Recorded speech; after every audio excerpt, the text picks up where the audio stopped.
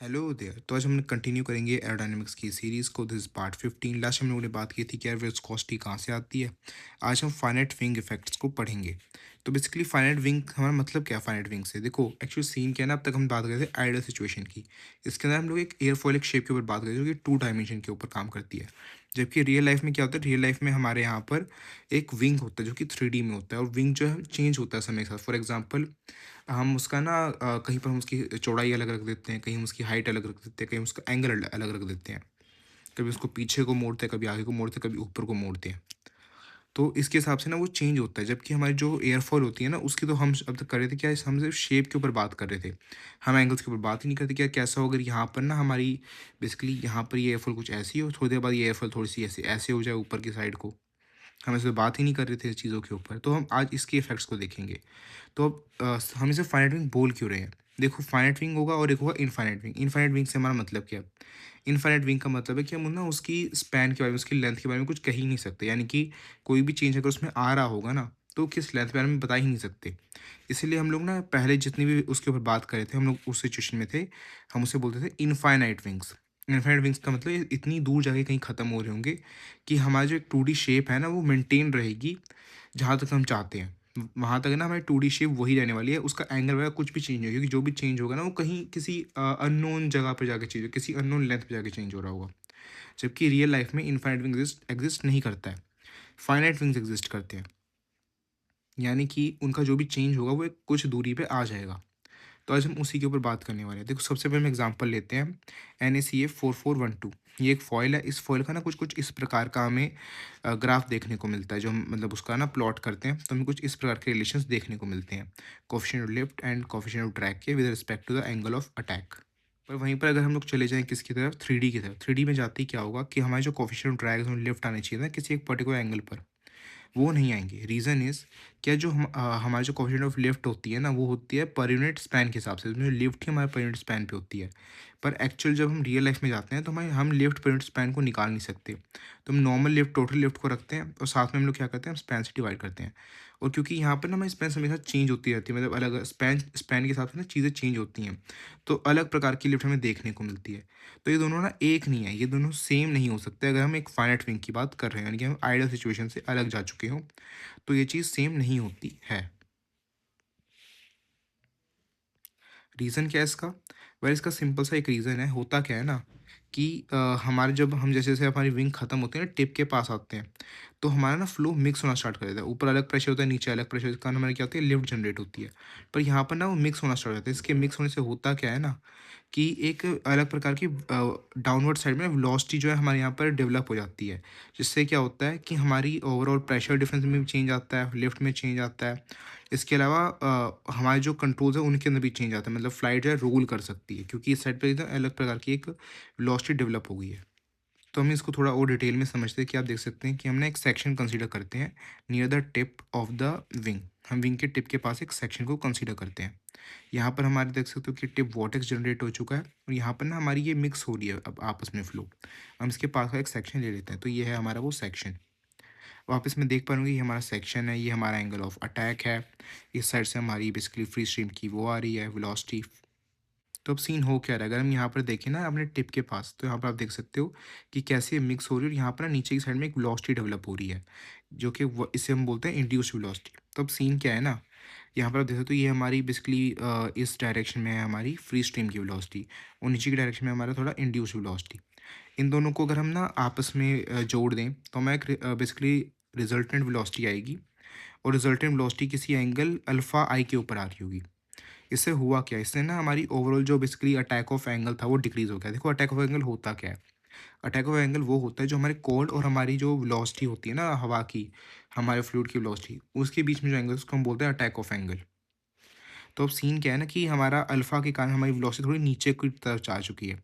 इससे हुआ कि हमारा जो एंगल ऑफ अटैक था ना वो घट गया। इससे हमारा मतलब overall effective angle of attack घट गया। और हमारी जो लिफ्ट होती है ना, वो होती है जो एंगल ऑफ अटैक होता है ना उसके परपेंडिकुलर, या फिर जो हमारी वेलोसिटी होती है ना हमारे इस फ्लूइड की, उसके परपेंडिकुलर में हमारी लिफ्ट जनरेट होती है। तो जैसे कि इससे पहले हम जिस डायरेक्शन में मूव करना चाह रहे थे ना, उसके बिल्कुल परपेंडिकुलर में हमारी ना लिफ्ट जनरेट हो गई थी। पर अब हुआ क्या कि हमारी वेलोसिटी थोड़ी-सी एंगल पर आ गई। इससे हमारी जो लिफ्ट भी है वो भी थोड़े-से एंगल पर चली गई। इससे हमारा क्या हुआ, कुछ पोर्शन ऑफ लिफ्ट जो है वो हमारा घट गया। बेसिकली वो हमारे ड्रैग के रूप में काम करने लगा। वो हमें हमें धीरे उल्टा कर दे रहा है। यानी कि हमारा ना लिफ्ट का कुछ पोर्शन हमें धीरे कर रहा है। इसलिए हम उसको बोलते हैं इंड्यूस्ड ड्रैग। इस सिचुएशन को हम लोग डाउन वॉश भी बोलते हैं। इससे होता क्या है, एंगल ऑफ अटैक घट जाता है। इसके अलावा क्या होता है, हमारा जो लिफ्ट का कुछ पोर्शन है ना, वो हमारे ड्रैग बन जाता है। इसको हम बोलते हैं इंड्यूस्ड ड्रैग। तो यहाँ पर अब हम लोग देख चुके हैं कि यार अब तक हमें 3 प्रकार के ट्रैक देखने को मिले। एक है हमारा बेसिकली फ्रिक्शन ड्रैग जिसको हम बोलते हैं विस्कस ट्रैक। एक है हमारा सेपरेशन के कारण बनने वाला ट्रैक जिसको हम बोलते हैं प्रेशर ट्रैक। एक है हमारा इंड्यूस्ड ट्रैक जो कि हमारा किस लिए कैसे क्रिएट हो रहा है, एंगल ऑफ अटैक में चेंज आने के कारण। ये भी हमारा प्रेशर डिफरेंस के कारण ही हो रहा है। प्रेशर डिफरेंस के कारण मतलब देखो सीन क्या है ना, डाउनवॉश के कारण क्या होता है, हमारी लिफ्ट की डिस्ट्रीब्यूशन जो है वो चेंज होती है। फॉर एग्जांपल अगर हमारी लिफ्ट की डिस्ट्रीब्यूशन कुछ ऐसी जानी चाहिए थी ना, वो घट जाती है। रीज़न इज़ कि यहाँ पर ना हमारी एडिशनल वेलोसिटी नीचे को आ जाती है। इससे क्या होता है ना, यहाँ पर हमारे फ्लो की वेलोसिटी में चेंज आता है। फ्लो की वेलोसिटी में चेंज आएगा, उससे क्या होगा, हमारे यहाँ पर ना एक फोर्स डेवलप होगी। अब फोर्स डेवलप होने से क्या होगा, ड्रैग डेवलप होगा। ड्रैग डेवलप होने से क्या होगा, हमारी लिफ्ट पे फ़र्क पड़ेगा। लिफ्ट पे फ़र्क पड़ने से क्या होगा, हमारे प्रेशर डिफरेंस में भी चेंज आ रहा होगा। यानी कि और इतना प्रेशर डिफरेंस यहाँ बचता नहीं है इस साइड पे। इससे क्या होता है, हमारी लिफ्ट ओवरऑल घट जाती है। अगर हमारी लिफ्ट घटेगी तो कोड़ा-चिकस के थ्योरम के हिसाब से हमारी सर्कुलेशन भी घटेगा। और हमारा सर्कुलेशन घटेगा तो ओवरऑल हमें एक मतलब अलग ही टाइप का इफ़ेक्ट यहाँ पर देखने को मिलेगा। तो कुल मिला के ये हमारे लिए थोड़ा-सा मुश्किल हो गया है, मतलब हमें दिक्कत कर रहा है। तो इस चीज़ को वैसे हम कैसे चेंज कर सकते हैं? मतलब इसको हमें किसी तरह टैकल तो करना पड़ेगा इस चीज़ को। देखो टैकल करने के लिए ना हम लोग कर सकते हैं, कोड में वेरिएशंस कर सकते हैं अपने। इसके अलावा हम क्या कर सकते हैं, हम बेसिकली ज्योमेट्रिक ट्विस्ट कर सकते हैं। बेसिकली ना हम इतना पहले मतलब एक हमारा विंग जा रहा है ना, हम उस विंग को आगे चलते-चलते ऐसे थोड़ा उठा देंगे। इससे क्या होगा ना, जो हमारा इफ़ेक्ट पड़ रहा है ना हमारी वेलोसिटी के कारण, जो हमारी मतलब वेलोसिटी थोड़ी एंगल पर है, जिससे हमारा एंगल ऑफ अटैक घट जा रहा है, तो हम उसको कुछ हद तक ना मैनेज कर सकते हैं। इसके अलावा हम क्या करते हैं, हम एरोडायनामिक ट्विस्ट कर सकते हैं। हम क्या कर सकते हैं, हम मिक्स होने ही नहीं देंगे या फिर हम मिक्सिंग कम करने की कोशिश करेंगे। पर इन सब को हमें मतलब पता चलेगा हमें कितना मोड़ना है या फिर कहाँ पर क्या चीज़ करनी है। तो उसके लिए हमें कुछ कैलकुलेशंस करनी पड़ेंगी। तो सबसे पहले हम ना समझते हैं कि यार हम कैसे कैलकुलेट कर सकते हैं इफेक्ट। बेसिकली हम वेलोसिटी कैलकुलेट करने में काम बन जाएगा। तो हमें सबसे पहले ना वेलोसिटी कैलकुलेट करना सीखना पड़ेगा, जो कि हम करेंगे बायो सावर्ट लॉ का यूज़ करके। तो देखो मान लो कि यार ये आपका ना ऐसे कुछ यहाँ से हमारा वोर्टेक्स जा रहा है, ठीक है, यहाँ से हमारा टिप वोर्टेक्स जा रहा है और यहाँ पर हम एक छोटा सेगमेंट ले रहे हैं डी एस, और हमें किसी पॉइंट के ऊपर इसका इफेक्ट निकालने की कोशिश करें कि ये कितनी वेलोसिटी यहाँ इंड्यूस हो रही होगी जो कि किसी आर दूरी पर मौजूद है। तो उससे ना हमें पता चलेगा कि हमारी जो यहाँ इस पॉइंट पे जो वेलोसिटी होगी वो कुछ कुछ इस प्रकार की होगी as per the bio Savart's law. तो यहाँ पर ना हम लोग एक इनफाइनाइट वोर्टेक्स मान लेते हैं, पता नहीं कहाँ से शुरू होगा और कहाँ खत्म होगा। तो अब हम क्या करेंगे, अगर हम इसको एंगल्स में तोड़ें तो हमें जाना पड़ेगा 0 से पाई 2 बार। तो हम इसे ना जैसे बायो साइवर्ट्स लॉ के अंदर डालेंगे, मतलब माइनस इन्फिनिटी से इन्फिनिटी जाने की कोशिश करेंगे इंटीग्रेशन के थ्रू।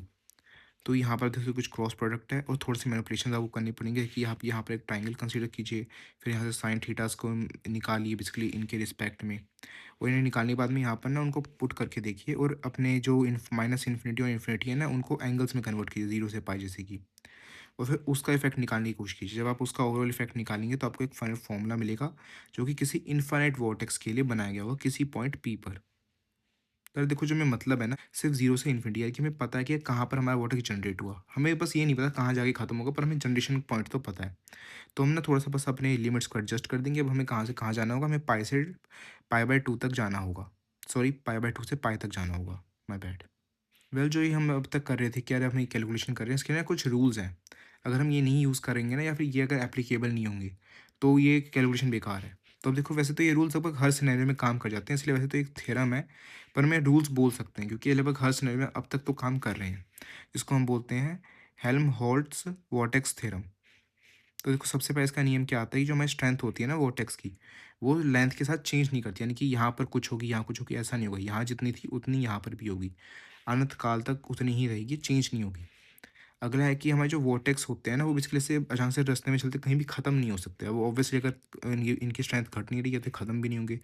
इन्हें ख़त्म करने के लिए कोई बाउंड्री या कुछ चीज़ सामने आनी चाहिए जो इन्हें ख़त्म करे, या फिर कोई लूप में कन्वर्ट हो जाए, यानी कि वापस ऐसे मतलब कुछ विंड घूमे, उससे ऐसे घूम के वापस पहुँच जाए, ऐसा कुछ सिनेरियो बने। इसके अलावा अगर कोई चीज़ यहाँ रोटेशन नहीं बना पा रही है ना, मतलब कोई भी एक्सटर्नल चीज़ नहीं है रोटेशन बनाने वाली, तो फिर यहाँ पर इरोटेशनैलिटी मेंटेन रहेगी।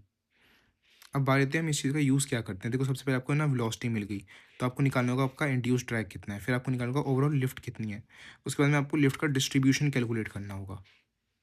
Well so on a practical note, जो हमारी बेसिकली टिप वोर्टिसेस होती हैं ना, जो यहाँ पर एक वोर्टिस जनरेट है हमारे टिप के ऊपर, ये बहुत इंपॉर्टेंट होता है क्योंकि ये एक ड्रैग को डेवलप करता है। और ये हमारे लिए इंपॉर्टेंट क्यों, देखो जो हमारा ड्रैग यहाँ डेवलप हो रहा है ना, ये बिल्कुल कोने पे डेवलप हो रहा है। इससे क्या होता है ना, एक रोल की सिचुएशन क्रिएट हो सकती है और हमें ये अवॉइड करना होता है while taking off and landing of the airplane. जब हम उसे लैंड करेंगे ना या टेक ऑफ करेंगे, उस देखो कहीं और अगर रोल क्रिएट हुआ तो हम उससे उसको थोड़ा बहुत मैनेज कर पाएँ। पर अगर बिल्कुल लैंडिंग के टाइम के आसपास अगर वहाँ पर रोल हो गया या फिर टेक ऑफ के टाइम पे रोल जैसी सिचुएशन बन गई, तो काम बहुत बुरा हो जाएगा, उससे हमारा विंग टकरा के टूट जाए और एक्सीडेंट हो सकते हैं काफ़ी टाइप के। इसके अलावा इससे क्या होता है, हमारी परफॉर्मेंस में काफ़ी दिक्कत आती है, तो हमें इसे अवॉइड करना है, तो हमें इसे पढ़ना पड़ेगा ताकि हम इसे अवॉइड कर पाएँ। एज़ वेल एज़ हम इसका एक और जगह यूज़ करते हैं, हम बेसिकली क्या करते हैं ना, हम विंगलेट्स लगाते हैं कंट्रोल करने के लिए, या फिर हम क्या करते हैं, हम लोग एस्पेक्ट रेशियो को ज़्यादा रखते हैं। एस्पेक्ट रेशियो मतलब ना उसके अचानक से वहाँ पर कहीं टिप नहीं ले आते। हम धीरे-धीरे टिप को इंट्रोड्यूस करते हैं ताकि अचानक से बेसिकली बहुत तगड़ी मिक्सिंग स्टार्ट ना हो जाए। तो यार एक बार रिवाइज़ कर लेते हैं। आज हम सबसे पहले हम गए कि हमने लास्ट टाइम पढ़ा था कि यार ड्रैग कहाँ से आता है। फिर हमने बोला कि यार एक और टाइप का ड्रैग आता है जो बेसिकली हमारे ना फाइनाइट विंग के इफेक्ट होते हैं। तो हमने उसके ऊपर स्टडी किया। फिर हमने समझा सबसे पहले फाइनाइट विंग का मतलब क्या है, अब तक हम क्या कर रहे थे, अब हम क्या करने वाले हैं। फिर हमने एक एग्जांपल लिया। फिर हमने बेस्ड ऑन दैट एग्जांपल हमने पाया कि यार जो हमारे कोएफिशिएंट ऑफ लिफ्ट है ना वो अलग होते हैं। इसका रीज़न क्या है अलग आने का, मिक्सिंग जो हमारी होती है ना फ्लो की, वहाँ पर एक वॉर्टेक्स क्रिएट होता है। इससे क्या होता है, इंड्यूस्ड ड्रैग डेवलप होता है और हमारे ओवरऑल जो हम अब तक कर रहे थे ना 2D के अंदर, वो 3D में इतना एप्लीकेबल नहीं होता है। फिर उसके बाद में हमने बोला क्या 3D में फिर हम करें क्या? फिर हम लोगों ने क्या किया, हम लोगों ने सबसे पहले समझा कि 3D में ये हो क्या रहा है, ये बेसिकली फ़र्क आ क्यों रहा है। फिर फ़र्क एक बार समझ आने के बाद में हमने इसके कुछ इम्पैक्ट्स देखे कि यार हमारे कैसे डिस्ट्रीब्यूशन, लिफ्ट डिस्ट्रीब्यूशन पे फ़र्क पड़ रहा है, सर्कुलेशन पे फ़र्क पड़ रहा है। फिर हमने ना सोचा कि इसको टैकल करने के लिए कुछ कैलकुलेशंस करनी पड़ेंगी और हमें वेलोसिटी सबसे ज़्यादा हमें मेन पॉइंट दिखा। तो हमने बायो-सेवर्ट लॉ का यूज़ करके हमने वेलोसिटी कैलकुलेट किया अलग-अलग सिचुएशन में। फिर एक बार वो वेलोसिटी आ गई, फिर हमने समझा कि हम उस वेलोसिटी को मतलब हम कहाँ-कहाँ इसको कैलकुलेट कर सकते हैं, हमने कुछ रूल्स समझे। रूल्स समझने के बाद हमने समझा कि यार ये वेलोसिटी क्या-क्या चीज़ों में हम यूज़ कर सकते हैं। हम इंड्यूस्ड ड्रैग को कैलकुलेट करेंगे, लिफ्ट कैलकुलेट करेंगे, फिर उनके डिस्ट्रीब्यूशन को कैलकुलेट करेंगे। फिर हम गए एक प्रैक्टिकल नोट की तरफ कि किस प्रकार से ये हमारे लिए बहुत इंपॉर्टेंट है समझना। लाइक टेकिंग ऑफ में काफ़ी दिक्कत आ सकती है, लैंडिंग में दिक्कत आ सकती है, इसके अलावा परफॉर्मेंस में ख़राब पड़ता है। इसके कारण हम ना एस्पेक्ट रेशियोज़ और विंगलेट्स वगैरह का यूज़ करते हैं। Well thanks for listening.